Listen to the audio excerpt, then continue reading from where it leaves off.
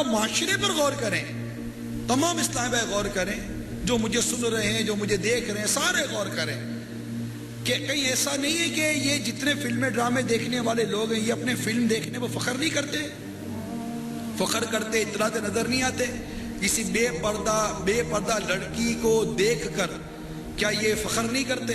یا یہ بے پردہ عورت، یہ بے پردہ لڑکی کیا یہ فخر نہیں کرتی اپنی بے پردگی کے اوپر؟ کیا ماں باپ اپنے بچوں کو بے پردگی کرانے پر فخر نہیں کرتے؟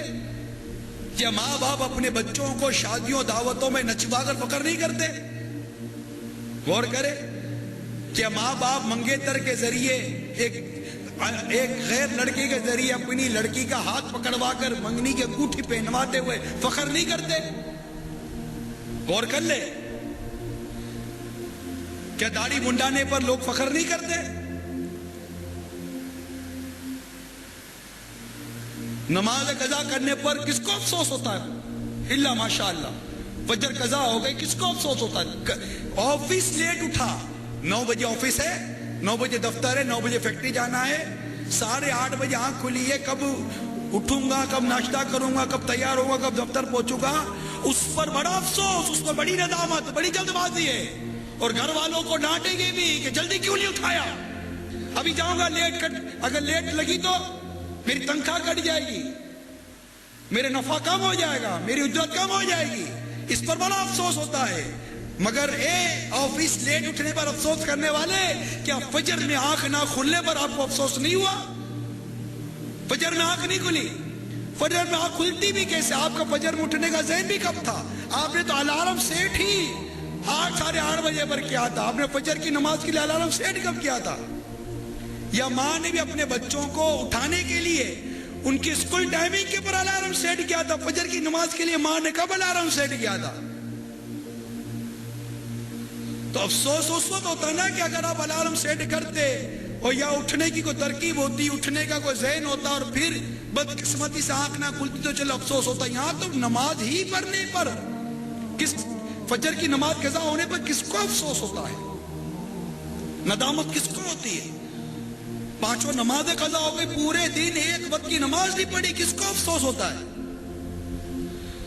آگے بڑھیں، سود لے لیجئے، آج کون افسوس اور ندامت سے سود پکڑتا ہے؟ فخریہ انداز کے اندر سود لیا جا رہا ہے، سود دیا جا رہا ہے، اب چلے گی آپ کی مرضی، نہیں چلائیں جناب، اب اپنی مرضی، اب سارے اپنی مرضی چلانے کے لیے چلے۔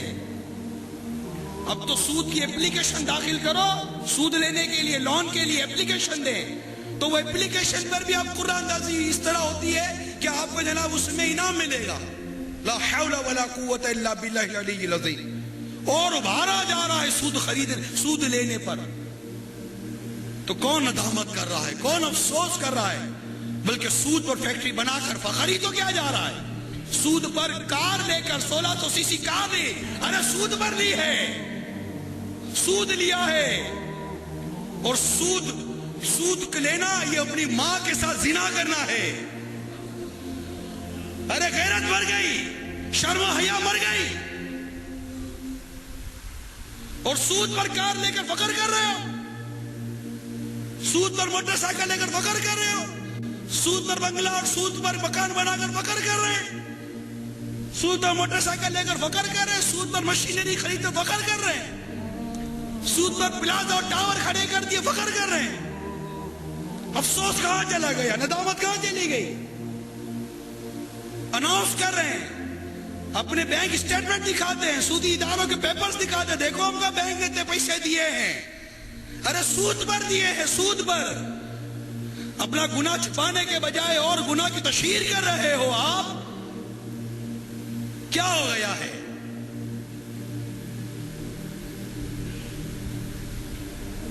رشوت، فخریہ رشوت دی جا رہی ہے، فخریہ رشوت دی جا رہی ہے، ڈونیشن کے نام پر رشوت دی جا رہی ہے، گفٹ کے نام پر رشوت دی جا رہی ہے، سارے کام فخریہ ہی تو ہو رہے ہیں۔ فخریہ طور پر تصویریں کھنچوا کر غریبوں کو لائنوں میں کھڑا کر کر کیا اناج تقسیم نہیں کیے جاتے؟